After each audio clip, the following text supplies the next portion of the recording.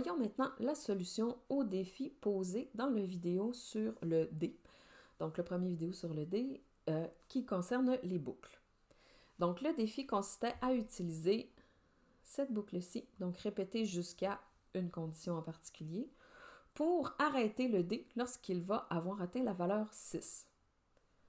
Pour faire ça, la première des choses, c'est qu'on va se débarrasser de la boucle répéter 15. On va venir voler les blocs qui sont ici.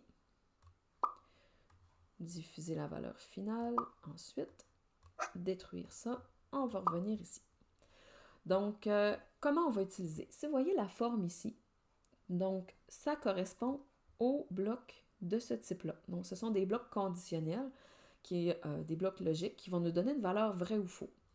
Donc, notre boucle ici va se répéter jusqu'à temps que cette valeur-là ici soit atteinte. Donc, que cette valeur-là ici soit vraie.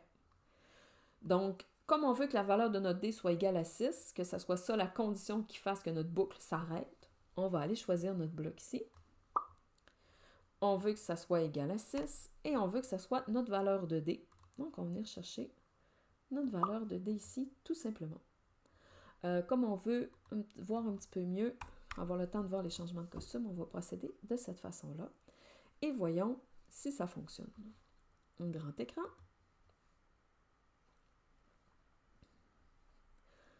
Donc, en grand écran, on va cliquer sur le D. La valeur du D est 6. Maintenant, la valeur du D est toujours 6 et je ne peux pas changer cette valeur. Pourquoi? C'est assez simple. Une fois que la valeur du D est 6, même quand on clique à nouveau sur l'objet, la valeur du D, elle ne change pas. Parce qu'on n'entrera jamais dans la boucle où on redéfinit notre valeur de D à un chiffre au hasard. Donc, à ce moment-là, notre valeur de D, si elle arrive à 6, elle va rester prise à 6 pour toujours. Donc, il faut à ce moment-là revenir en haut ici.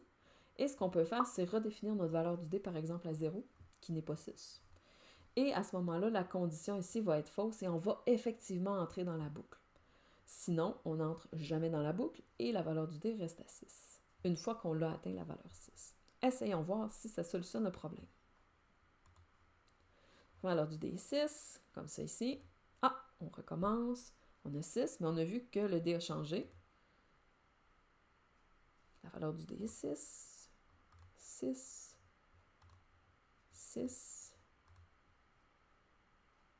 6, etc. Donc, vous pouvez voir que ça fonctionne quand même assez bien, mais il faut toujours faire attention, surtout dans un bloc, lorsque on a des blocs événements comme ça qui commencent. Si vous ne redéfinissez pas vos valeurs à quelque part, elles vont garder la dernière valeur qu'elles avaient lorsque vous avez quitté cette partie-là. Donc, la partie des instructions qui sont en dessous.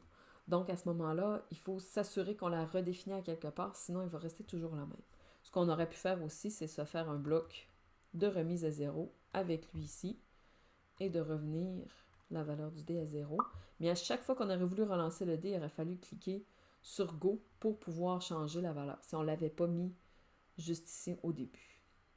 Donc, ça présente la solution. Vous pouvez voir un petit peu à quoi peuvent servir les conditions ici. Ça vous a permis d'essayer la boucle répétée jusqu'à, en espérant que vous ayez appris des petites choses aujourd'hui et en espérant vous revoir dans un prochain vidéo. En espérant que vous ayez appris des petites choses aujourd'hui et en espérant vous revoir dans un prochain vidéo.